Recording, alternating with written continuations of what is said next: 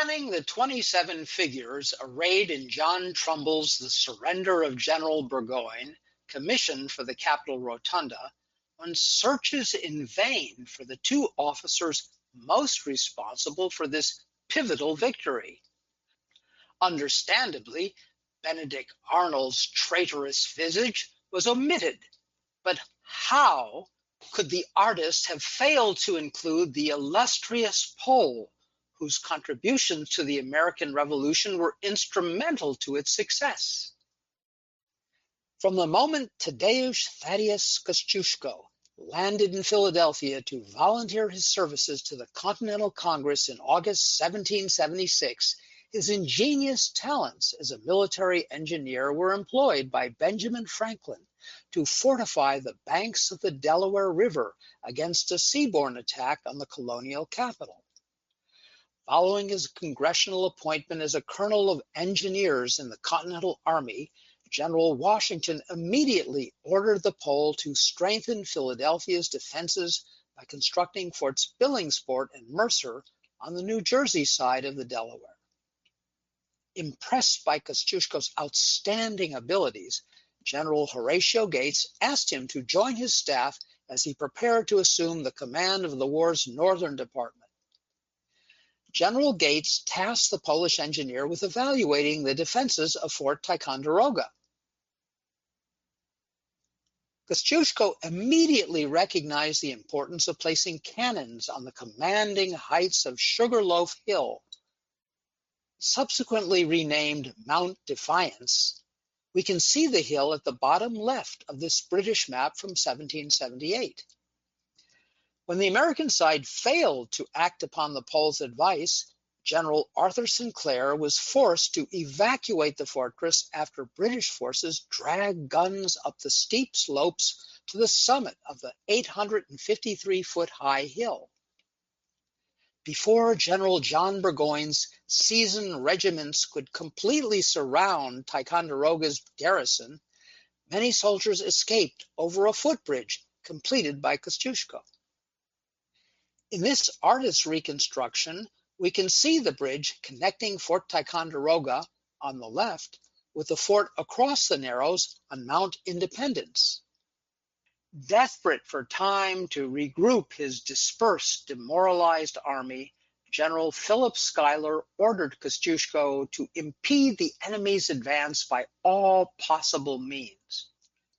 Under the Polish engineers' direction, a team of 300 soldiers destroyed all bridges, rerouted streams, and felled so many large trees that it took Burgoyne's army 20 days to travel just 23 miles. With his men ill and exhausted after struggling through a labyrinthine hell of swamp, forest, and mosquitoes, Burgoyne was forced to halt his campaign for fresh supplies. This provided the American side with a critical month to reorganize and reinforce their shattered ranks. Following the Ticonderoga debacle, General Schuyler was replaced by General Gates, who moved his army to a much stronger position scouted by Kosciuszko at Bemis Heights. Here, the high bluffs overlooking a bend in the Hudson offered a strategic bottleneck, forcing the only road to Albany through a narrow riverside pass. Skillfully fortifying the bluffs with mutually supporting gun emplacements, parapets, entrenchments, and redoubts, Kosciuszko effectively blocked any British advance along the river or road, leaving the only possible route of attack through a thickly wooded plateau to the west of the heights.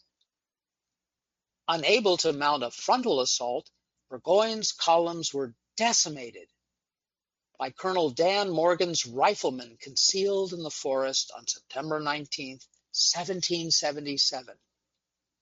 After waiting vainly for reinforcements, Burgoyne's second attack on October 7th was repulsed with heavy losses, leading to his surrender 10 days later.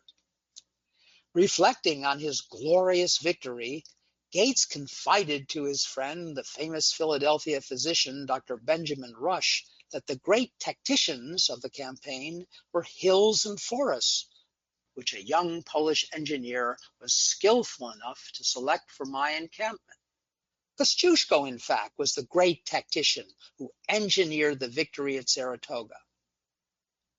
To prevent any further British attempts to seize control of the Hudson River, Washington relied on the Pole to impregnably fortify the key to America at West Point. This map highlights the complex, in-depth chain of forts, batteries, and redoubts supervised by Kosciuszko to prevent a British attack on West Point from any direction. As the war moved south, Kosciuszko made his third great contribution to the American Revolution, enabling General Nathaniel Greene to outmaneuver the superior forces of Lord Cornwallis by scouting navigable waterways, river crossings, and supervising the construction of portable bateaux, which could be transported on wagons.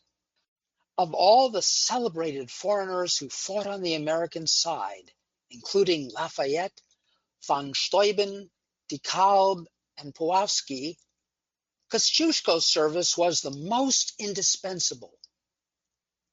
To honor Kosciuszko's vital contribution to the success of the War of Independence, the U.S. Congress acquired a marble bust of the general in 1857 after it was exhibited in the Rotunda by a Polish sculptor, Henryk Dąbrowski. Dąbrowski explained to the superintendent responsible for decorating the Capitol, Captain Montgomery Meigs, the challenges he faced. As the general was not a handsome man, and his virtue, courage, and goodness were prominent characteristics of his physiognomy, it was a task of no common difficulty to make his likeness, and at the same time, an attractive work of art. As a result, Dąbrowski idealized Kosciuszko's features to such an extent that his bust bore little resemblance to the actual features of the hero he portrayed. In 1910, a 10-foot bronze monument to Kosciuszko was unveiled in Lafayette Park, directly across from the White House. Created by Polish sculptor Antoni Popiel, whose design for the statue was personally selected by President Theodore Roosevelt, it bears the inscription erected by the Polish National Alliance of America and presented on behalf of Polish American citizens, May 11, 1910. To truly understand the greatness of this hero of two continents, one must look to the tributes of his contemporaries. He is as pure a son of liberty as I have ever known, and of that liberty which is to go to all, and not to the few and rich alone. Thomas Jefferson. Kosciuszko is the only pure Republican I ever knew. He is without any dross. General Horatio Gates. I welcome you upon your return to the land whose liberties you have been so instrumental in establishing. No one has a higher respect and veneration for your character than I have. General George Washington. There is no heart friendly to liberty or an admirer of virtue and talent in whom the name of Kosciuszko does not excite sentiments of interest and respect. He sees in every man who is a friend of liberty and of man, a brother. Duc de la Rochefoucauld-Liancourt. Nothing could exceed his zeal for the public service, nor in the prosecution of various objects that presented themselves in our small but active warfare. What besides greatly distinguished him was an unparalleled modesty and entire unconsciousness of having done anything extraordinary. General Nathaniel Greene.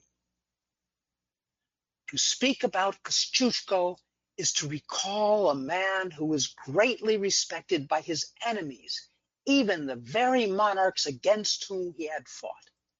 His name belongs to the entire civilized world, and his virtues belong to all mankind. America ranks him among her most illustrious defenders. Poland mourns him as the best of patriots whose entire life was sacrificed for her liberty and sovereignty. Marquis de Lafayette.